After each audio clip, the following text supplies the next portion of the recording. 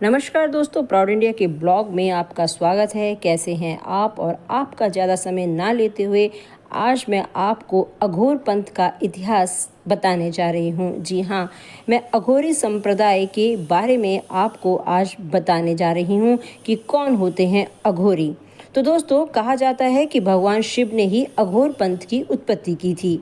वही भगवान शिव के अवतार भगवान दत्तात्रेय को अघोर शास्त्र का गुरु भी माना जाता है।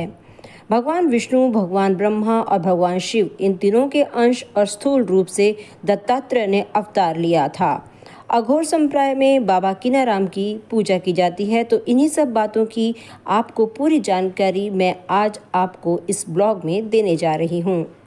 तो दोस्तों, कौन होते हैं अघोरी, कहाँ और कैसे रहते हैं और कैसे साधना करते हैं और कैसा होता है इनका स्वभाव, तो जाने मेरे साथ।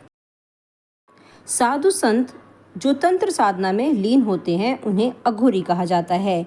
ये अक्सर तंत्र क्रियाओं को अंजाम देने के लिए शमशान के सन्नाटे में दिखाई देते हैं। अघोरी बनने की सबसे पहली शर्त यह होती है कि मन से घृणा को खत्म करना। जिन चीज़ों से मनुष्य जाति घृणा करती है उन्हें अघोरी अपनाते हैं।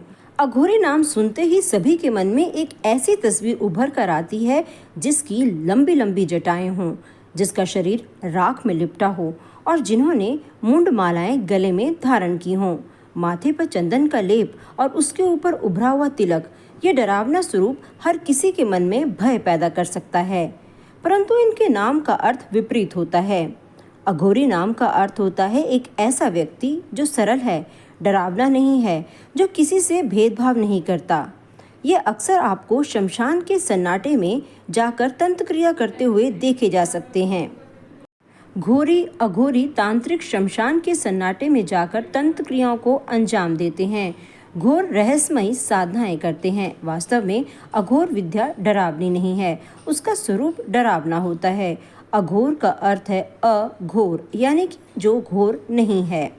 अघोर बनने की पहली शर्त है अपने मन से घृणा को निकालना। अघोर क्रिया व्यक्ति को सहज बनाती है। मूलतः अघोरी उसे कहते हैं जो शमशान जैसी भयानक और विचित्र जगह पर भी उसी सहजता से रह सके जैसे लोग घरों में रहते हैं। ऐसा माना जाता है कि अघोरी मानव के मांस का सेवन भी करता है। ऐसा करने के पीछे यही तर्क है कि व्यक्ति के मन से घृणा निकल जाए। जिनसे समाज घृणा करता है अघोरी उन्हें अपनाता है। लोग शमशान, लाश, मुर्दे के मांस व कफन से घृणा करते हैं, लेकिन अघोर इन्हें अपनाता है।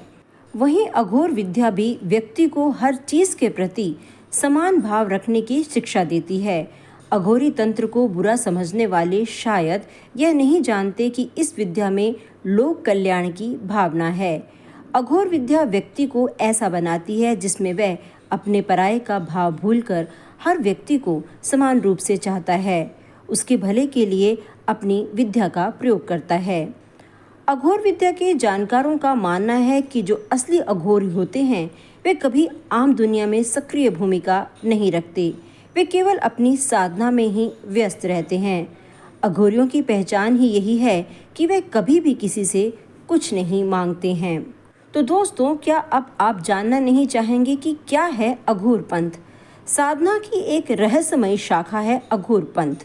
उनका अपना विधान है, अपनी विधि है, अपना एक अलग अंदाज है जीवन को जीने का। अघोरी पंथी साधक अघोरी कहलाते हैं। खाने पीने में किसी तरह का कोई परहेज नहीं होता।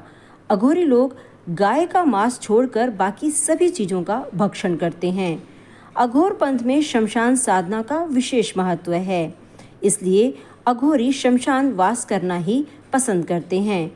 शमशान में साधना करना ही शीघ्र फलदायक होता है, ऐसा इनका मानना है।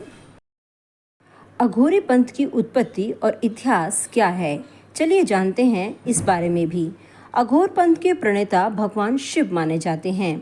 कहा जाता है कि भगवान शिव ने स्वयं अघोर पंथ को प्रतिपादित किया था।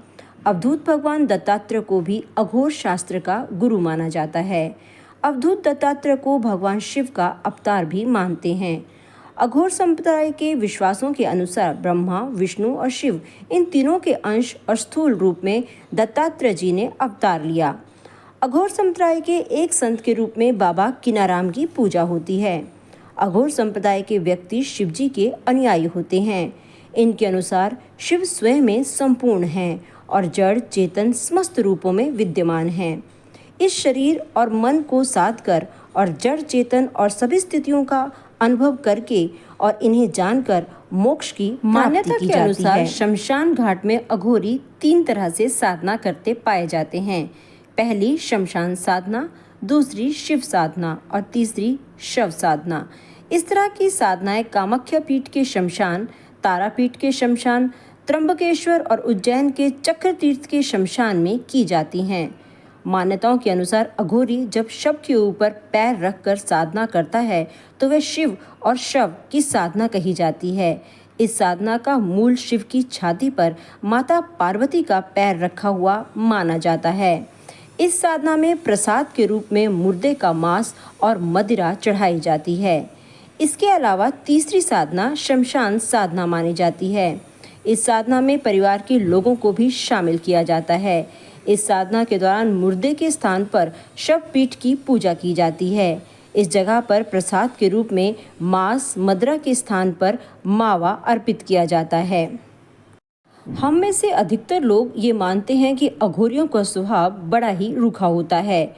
ऊपर से भले ही ये आपको रूखे नजर आते हैं, परंतु इनके मन में जन कल्याण की भावना निहित होती है। कहा जाता है कि यदि अघोरी किसी व्यक्ति पर प्रसन्न हो जाते हैं तो अपनी सिद्धि का शुभ फल देने से कभी भी पीछे नहीं हटते और अपनी तांत्रिक क्रियाओं का रहस्य भी उस व्यक्ति के सामने उजागर कर देते हैं, या जिन पर प्रसन्न हो जाते हैं उन्हें तंत्र क्रिया सिखाने के लिए भी तैयार हो जाते हैं, परंतु इनका गुस्सा भी अत्यंत ही खराब होता है। इसलिए इनकी वाणी से सावधान रहना चाहिए। इनके आशीर्वाद शीघ्र प्रतिफलित होते हैं। यह अगर खुश हो जाएं तो आपकी किस्मत भी बदलने की क्षमता रखते हैं। आमतौर पर यह किसी से खुलकर बात नहीं करते। अपने आप में मग्न रहने वाले यह तांत्रिक समाज से दूर रहते हैं। हिमालय की कठिन तराइयों में इनका वास होता है। कहते हैं इन्हें साक्षात शिव भी दर्शन देते हैं और जब तक इन्हें न छेड़ा जाए ये किसी का अहित नहीं करते हैं। अघोरी माता काली और भगवान शिव के भैरव अवतार को अपना गुरु मानते हैं। जिस तरह से भगवान शिव और माता काली अपने शरीर पर मुंडों की माला यानी कि कपाल धारण करते हैं, उसी तरह से अघोरी भी मुर्दों का कपाल पहनते हैं। माना जाता है कि ये लोग पुनर्जन्म के चक्र से मोक्ष प्राप्त करने के लिए तपस्या में लीन रहते हैं। इसलिए अघोरियों के दर्शन पाना काफ़ी मुश्किल होता है। आमतौर पर ये कभी दिन के उजाले में नजर नहीं आते हैं, पर महाशिवरात्रि और कुंभ जैसे धार्मिक अवसरों पर ये देखे जा सकते हैं। अघोरी किसी अन्य हिंदू देवी देवताओं की पूजा करने में विश्वास नहीं रखते। उनके अनुसार भगवान शिव ही परम विध्वंसक हैं और केवल वही उन्हें मोक्ष की प्राप्ति करवा सकते हैं। अघोरी भगवान शिव को सब कुछ जानने वाला, सब जगह फैला हुआ और सबसे अधिक शक्तिशाली रूप में मानते हैं। दोस्तों, आप जानकर हैरान होंगे कि इनके पास बहुत ही अलौकिक व चमत्कारी शक्तियां होती हैं। इन्हीं शक्तियों में इनके पास एक शक्ति है अवति शक्ति। इस शक्ति को प्राप्त करना मुश्किल होता है। इसे पाने के बाद साधक त्रिकालदर्शी बन जाता है, जिससे उस साधक को सबकी आंतरिक चेतना के साथ एकाकार हो सकते हैं। इस शक्ति को पाने के बाद अघोरी ये भी बता देते हैं कि आप किस जन्म में क्या थे। इसके अलावा इनकी एक और शक्ति है जिसे श्रवण शक्ति कहते हैं। इसे प्राप्त करते ही अघोरी सबसे सूक्ष्म और गुप्त श्रोता बन जाता है। इस शक्ति के माध्यम से वह देवलोक तक में संपर्क साध सकते हैं।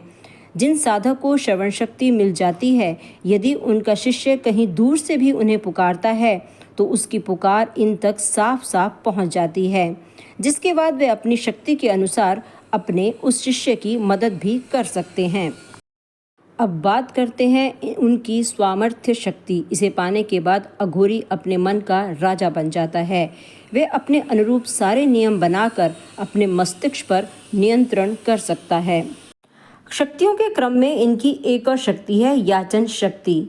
याचन शक्ति, इसे पाने के बाद अघोरी अपनी मनोकामना पूरी करने में सक्षम हो जाते हैं। इस शक्ति के माध्यम से अघोरी जो चीज़ वो पा सकते हैं और वह चीज़ उन्हें तुरंत मिल जाती है। इसी के बाद एक और शक्ति आती है जिसे क्रिया शक्ति कहते हैं। गुरु दीक्षा में प्राप्त हुआ मंत्र जब अघोरी सिद्ध कर लेते हैं तो उन्हें निरंतर क्रियारत रहने की क्षमता और चेतना भी प्राप्त हो जाती है। तो आपने देखा कि उनके पास कितनी अद्भुत शक्तियाँ होती हैं, लेकिन ये शक्तियाँ उन्हें ऐसे ही प्राप्त नहीं हुई हैं, उनके लिए उन्होंने घोर तपस्या की है। तो दोस्तों, शायद अब आप अघोरी बाबा के संसार के बारे में जान ही चुके होंगे। एक अघोरी को संसार में ऐसा कुछ भी विशेष या आकर्षण नहीं लगता जैसे कि पराये एक आम इंसान को लगता है। एक अघोरी ये जानता है कि जिसे हम यहाँ बहुत अच्छा मानते हैं, फिर वे चाहे इंसान हो या वस्तु, वो है तो मिट्टी ही। इसलिए फिर वह इस संसार में किसी से भी विशेष लगाव नहीं रखता और ना ही किसी विषय से नफरत करता है। इसलिए हम पाते हैं कि जिन चीज़ों से हम लोग नफरत करते हैं, उन चीज़ों को अघोरी बड़े प्यार से स्वीकार करते हैं। इन सब का इशारा हमें समझ जाना चाहिए कि अघोरी ऐसा क्या बताने जा रहे हैं। वो कहते हैं कि संसार में कुछ भी अच्छा या बुरा नहीं है, संसार में कुछ भी गंदा या मैला नहीं है। हम बुरे हैं, इसलिए हमें इस संसार के विषय अलग दिखाई देते हैं। जो ज्ञानी होता है, जो अघोरी होता है, वे जानता है कि संसार में इंसान का रिश्ता कैसा होना चाहिए। यही कारण है कि आम लोग जहाँ संसार में ही लिप्त रहते हैं, यहाँ की चीज़ों में खुशी ढूंढते हैं, वही लोग सबसे ज़्यादा परेशान रहते हैं। और जो लोग संसार से जरा सी दूरी बनाकर जीते हैं, वे मस्त आनंद के साथ जीते हैं। तो संक्षेप में कहें तो संसार की सच्चाई जानकर यहाँ सहज रूप से जीवन जीने की कला सीखना ही अघोरी का संदेश है। तो दोस्तों, अघोरियों के ऊपर बनाया गया आपको मेरा छोटा सा ब्लॉग कैसा लगा? अगर अच्छा लगा है तो ज़्यादा से ज़्यादा लाइक और शेयर जरूर कीजिएगा और मेरे चैनल को सब्सक्राइब भी जरूर कीजिएगा। धन्यवाद इस वीडियो को अंत तक देखने के लिए।